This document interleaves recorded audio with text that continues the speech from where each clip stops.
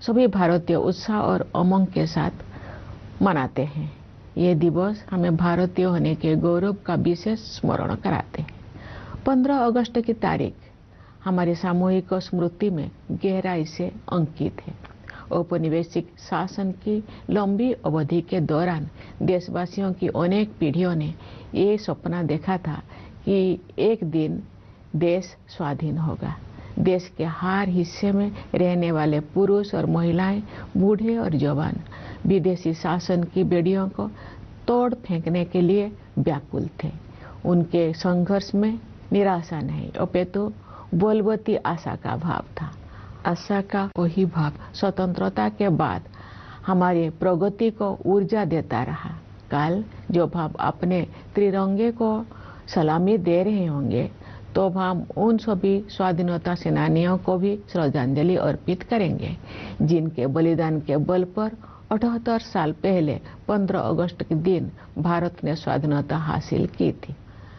अपनी स्वाधीनता का पुनः प्राप्त करने के बाद हम एक ऐसे लोकतंत्र के मार्ग पर आगे बढ़े जिसमें सभी वयस्कों को मतदान का अधिकार था। दूसरे शब्दों में कहे तो हम भारत के लोगों ने अपने नियति को स्वरूप देने का अधिकार स्वयं को अर्पित किया। अनेक लोकतांत्रिक व्यवस्थाओं में जेंडर, रिलीजियन तथा अन्य आधारों पर लोगों के मताधिकार पर पाबंदियां होती थी, परंतु हमने ऐसा नहीं किया।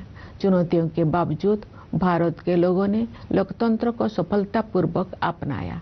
लोकतंत्र को अपनाना हमारी प्राचीन लोकतांत्रिक मूल्यों की सहज अभिव्यक्ति थी। भारत भूमि विश्व के प्राचीनतम गणराज्यों की धरती रही है। इसे लोकतंत्र की जननी कहना सर्वथा उचित है। हमारे द्वारा अपनाए गए संविधान की आधारशिला पर हमारी लोकतंत्र का भवन निर्मित हुआ है। हमने लोकतंत्र पर आधारित ऐसी संस्थाओं का निर्माण किया जिनसे लोकतांत्रिक कार्यशैली को मजबूती मिली। हमारे लिए हमारा संविधान और हमारे लोकतंत्र सर्वोपरि है। अतीत पर दृष्टिपात करते हुए हमें देश के विभाजन से हुई पीड़ा को कदापि नहीं भूलना चाहिए। आज हमने विभाजन विभीषिका स्मृति दिवस मनाया। विभाजन के कारण भयावह हिंसा देखी गई और लाखों लोग विस्थापित होने के लिए मजबूर किए गए। आज हम इतिहास की गलतियों के शिकार हुए लोगों को श्रद्धांजलि अर्पित करते हैं। प्यारे देशवासियों, हमारे संविधान में ऐसे 4 मूल्यों का उल्लेख है जो हमारे लोकतंत्र को सुदृढ़ बनाए रखने वाले 4 स्तंभ हैं। ये मूल्य है न्याय, स्वतंत्रता, समता और बंधुता।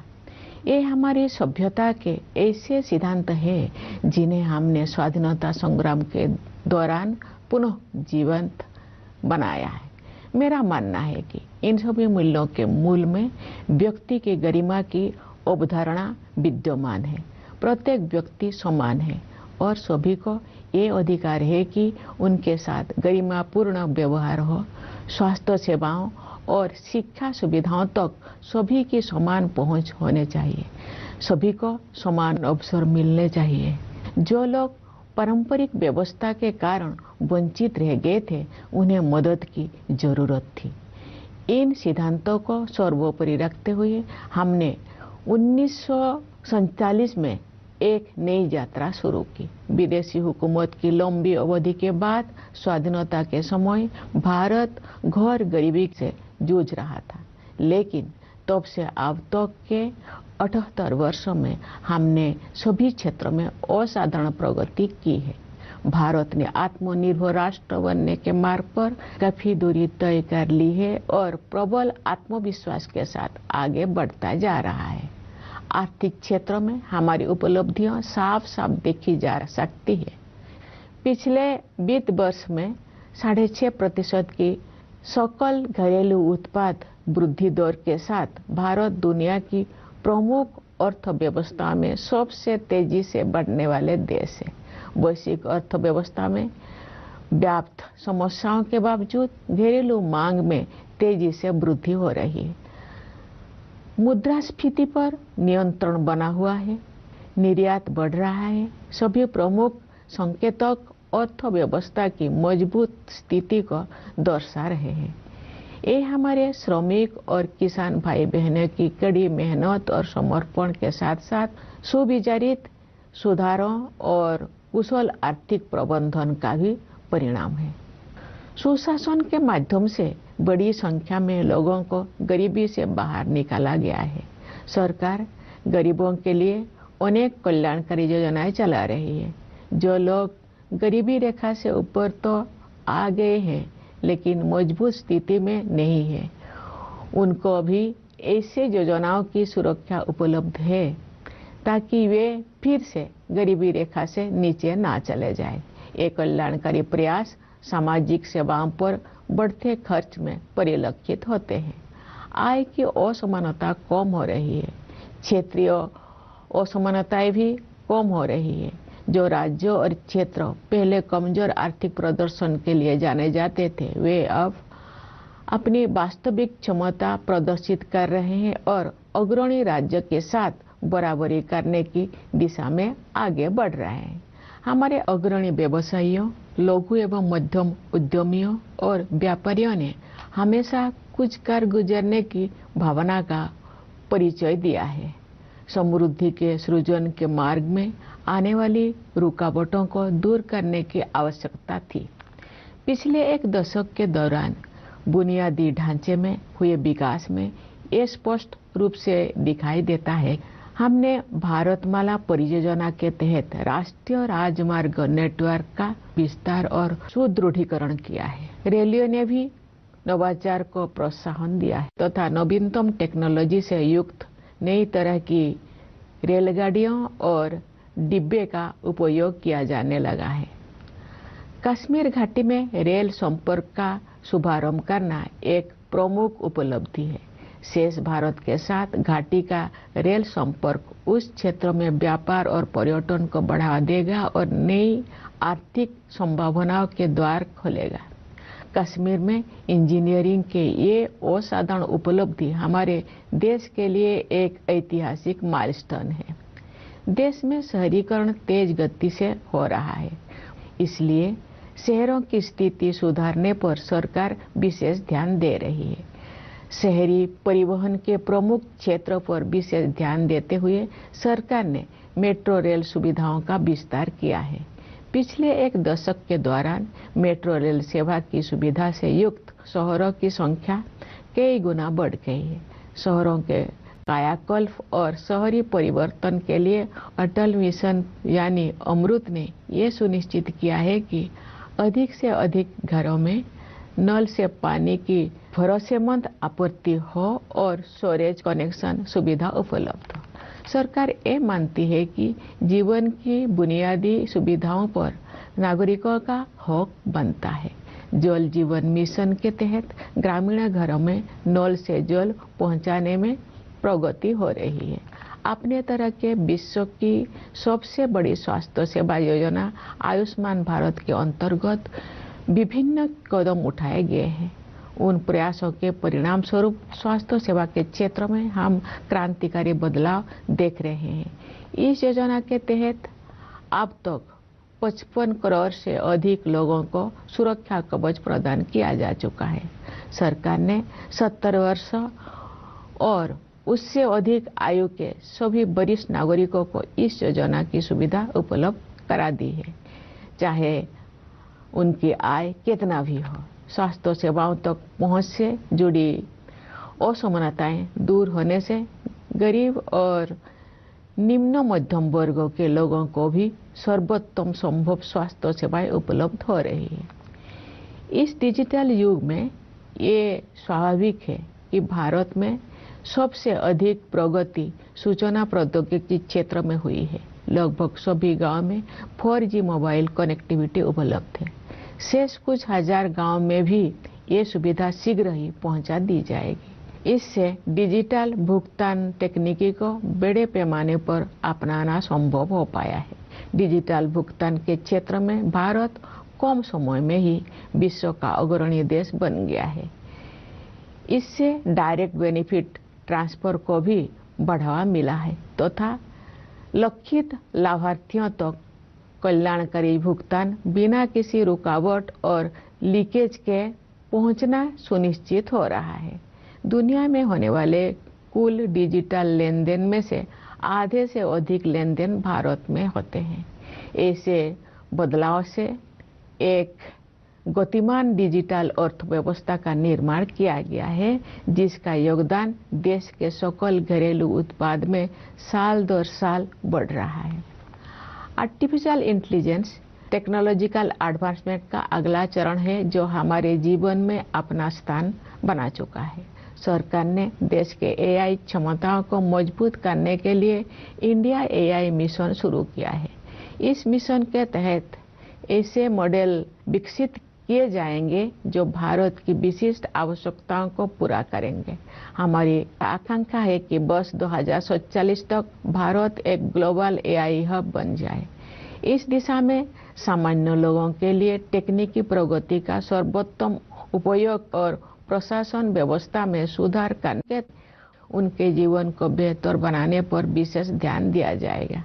जनसामान्य के जीवन को बेहतर बनाने के लिए कारोबार को आसान बनाने के साथ साथ जीवन को आसान बनाने पर भी समान बल दिया जा रहा है। विकास तो भी सार्थक होता है जब हाशिए पर के लोगों तक सहायता पहुंचे और उनके लिए नए अवसर उपलब्ध हो। इसके अलावा हम हर संभव क्षेत्रों में अपनी आत्मनिर्भरता बढ़ा रहे हैं। इससे हमारा आत्मविश्वास बढ़ा है और विकसित भारत बनने की हमारी यात्रा की रफ्तार तेज हुई है। पिछले सप्ताह 7 अगस्त को देश में राष्ट्रीय हथकरघा दिवस मनाया गया। इस दिवस को मनाने का उद्देश्य हमारे बुनकरों और उनके उत्पादों का सम्मान करना है। हमारे स्वाधीनता संग्राम के दौरान 1905 में शुरू किए गए स्वदेशी आंदोलन की स्मृति में वर्ष 2015 से ये दिवस हर साल मनाया जाता है। महात्मा गांधी ने भारतीय कारीगरों और शिल्पकारों के खून पसीनों से निर्मित और उनके अतुलनीय कौशल से युक्त उत्पादों को बढ़ावा देने के लिए स्वदेशी की भावना को और मजबूत किया था। स्वदेशी का विचार मेक इन इंडिया और आत्मनिर्भर भारत अभियान जैसे राष्ट्रीय प्रयासों को प्रेरित करता रहा है। हम सबको ये संकल्प लेना है कि हम अपने देश में बने उत्पादों को खरीदेंगे और उनका उपयोग करेंगे। प्यारे देशवासियों, सामाजिक क्षेत्र में किए गए प्रयासों से संवर्धित समग्र आर्थिक विकास के बल पर भारत 2047 तक एक विकसित अर्थव्यवस्था बनने के मार्ग पर अग्रसर है। मैं समझती हूँ कि अमृत काल के इस दौर में आगे बढ़ते जाने की राष्ट्रीय यात्रा में सभी देशवासी यथाशक्ति अपना सर्वाधिक योगदान देंगे। मेरा मानना है कि समाज के 3 ऐसे वर्ग हैं जो हमें प्रगति के इस मार्ग पर आगे बढ़ाएंगे। ये 3 वर्ग है हमारे युवा, महिलाएं और वे समुदाय जो लंबे समय से हाशिए पर रहे हैं। अंततः हमारे युवाओं को अपने सपनों को साकार करने के लिए अनुकूल परिस्थितियां मिल गई है। राष्ट्रीय शिक्षा नीति के माध्यम से दूरगामी बदलाव किए गए हैं। शिक्षा को जीवन मूल्यों से तथा कौशल को परंपरा के साथ जोड़ा गया है। रोजगार के अवसर तेजी से बढ़ रहे हैं। उद्यमिता की आकांक्षा रखने वाले लोगों के लिए सरकार ने सर्वाधिक अनुकूल वातावरण उपलब्ध कराए हैं। युवा प्रतिभाओं की ऊर्जा से शक्ति प्राप्त करके हमारे आंतरिक कार्यक्रम का अभूतपूर्व विस्तार हुआ है। मुझे विश्वास है कि शुभांशु शुक्ला की इंटरनेशनल स्पेस स्टेशन की यात्रा ने एक पूरी पीढ़ी को ऊंचे सपने देखने की प्रेरणा दी है। ये अंतरिक्ष यात्रा भारत के आगामी मानव अंतरिक्ष उड़ान कार्यक्रम गगनयान के लिए अत्यंत सहायक सिद्ध होगी।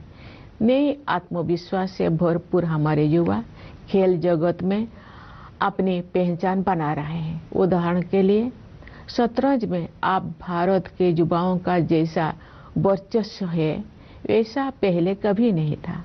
राष्ट्रीय खेल नीति 2025 में निहित विजन के अनुरूप हम ऐसे आमूल बदलाव की परिकल्पना कर रहे हैं जिसके बल पर भारत एक वैश्विक खेल महाशक्ति के रूप में उभरेगा। हमारी बेटियां हमारे गौरव हैं। वे प्रतिरक्षा और सुरक्षा सहित हर क्षेत्र में अवरोधों को पार करके आगे बढ़ रहे हैं। खेलकूद को उत्कृष्टता, सशक्तिकरण और क्षमताओं का महत्वपूर्ण संकेतक माना जाता है। विश्व शतरंज चैंपियनशिप के लिए फीडे महिला विश्व कप का फाइनल मैच 19 वर्षों के भारत की एक बेटी और 38 वर्षों की एक भारतीय महिला के बीच खेला गया। ये उपलब्धि पीढ़ी दर पीढ़ी हमारी महिलाओं में विद्यमान विश्व स्तर की सतत उत्कृष्टता को रेखांकित करती है। रोजगार में भी जेंडर गैप कम हो रहा। नारी शक्ति बंधन अधिनियम से महिला सशक्तिकरण अब केवल एक नारा ना रहकर यथार्थ बन गया है। हमारे समाज का एक बड़ा हिस्सा अनुसूचित जाति, अनुसूचित जनजाति, पिछड़ा वर्ग और अन्य समुदायों के लोगों का है। इन समुदायों के लोग अब हाशिए पर होने का टैग हटा रहे हैं। उनकी सामाजिक और आर्थिक आकांक्षाओं को साकार करने के लिए सक्रिय प्रयासों के माध्यम से सरकार उनकी सहायता करती आ रही है। अपनी वास्तविक क्षमता को हासिल करने की दिशा में भारत अब और अधिक तेज गति से आगे बढ़ रहा है। हमारे सुधारों और नीतियों से विकास का एक प्रभावी मंच तैयार हुआ है। इस तैयारी के बल पर मैं एक ऐसे उज्जवल भविष्य को देख पा रही हूँ जहाँ हम सब अपनी सामूहिक समृद्धि और खुशहाली में उत्साहपूर्वक योगदान दे रहे होंगे। उस भविष्य की ओर हम भ्रष्टाचार के प्रति जीरो टॉलरेंस रखते हुए अनवरत सुशासन के साथ आगे बढ़ रहे हैं। इस संदर्भ में मुझे महात्मा गांधी की एक महत्वपूर्ण बात याद आ रही है। गांधी जी ने बताया था और मैं दोहराती हूँ, भ्रष्टाचार और दंभ लोकतंत्र के अनिवार्य परिणाम नहीं होने चाहिए। हम सब ये संकल्प ले कि गांधी जी के इस आदर्श को कार्य रूप देंगे और भ्रष्टाचार को समूल नष्ट करेंगे। प्यारे देशवासियों, इस वर्ष हमें आतंकवाद का दंश झेलना पड़ा। कश्मीर घूमने गए निर्दोष नागरिकों की हत्या कायरतापूर्ण और नितांत अमानवीय थी। इसका जवाब भारत ने फौलादी संकल्प के साथ निर्णायक तरीके से दिया।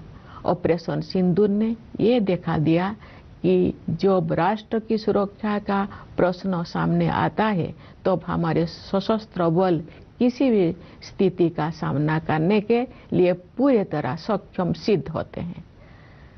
रणनीतिक स्पष्टता और तकनीकी दक्षता के साथ हमारी सेना ने सीमा पार के आतंकवादी ठिकानों को नष्ट कर दिया। मेरा विश्वास है कि ऑपरेशन सिंदूर आतंकवाद के विरुद्ध मानवता की लड़ाई में एक मिसाल के तौर पर इतिहास में दर्ज होगा। हमारी एकता ही हमारी जवाबी कार्रवाई की सबसे बड़ी विशेषता थी। यही एकता उन सभी तत्वों के लिए सबसे करारा जवाब भी है जो हमें विभाजित देखना चाहते हैं। भारत के दृष्टिकोण को स्पष्ट करने के लिए विभिन्न देशों में गए संसद सदस्यों के बहुदलीय प्रतिनिधि मंडलों में भी हमारी यही एकता दिखाई दी।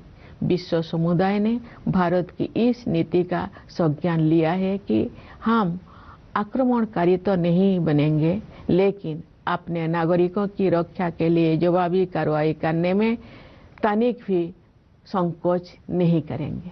ऑपरेशन सिंदूर प्रतिरक्षा के क्षेत्र में आत्मनिर्भर भारत मिशन की परीक्षा का भी अवसर था। अब ये सिद्ध हो गया है कि हम सही रास्ते पर हैं।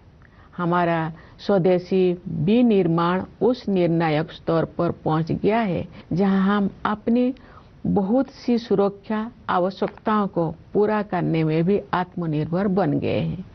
ये उपलब्धियां स्वाधीन भारत के रक्षा इतिहास में एक नए अध्याय का सूत्रपात है।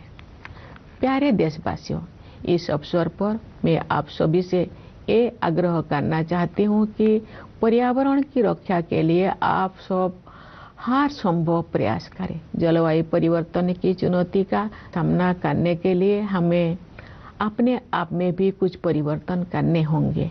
हमें अपनी आदतें और अपनी विश्व दृष्टि में बदलाव लाना होगा। हमें अपनी धरती, नदियाँ, पहाड़ों, पेड़ पौधे और जीव जंतुओं के साथ अपने संबंधों में भी परिवर्तन करना होगा। हम सब अपने योगदान से एक ऐसे पृथ्वी छोड़कर जाएं जहां जीवन अपने नैसर्गिक रूप में फलता फूलता रहे। प्यारे देशवासियों, हमारी सीमाओं की रक्षा करने वाले सैनिकों, पुलिस तथा केंद्रीय सशस्त्र पुलिस बलों की ओर मेरा ध्यान विशेष रूप से जाता है। मैं न्यायपालिका और सिविल सर्विसेज के सदस्यों को भी अपनी शुभकामनाएं व्यक्त करती हूँ।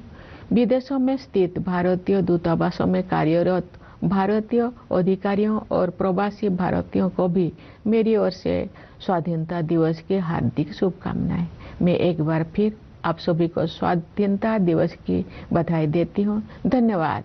जय हिंद, जय भारत।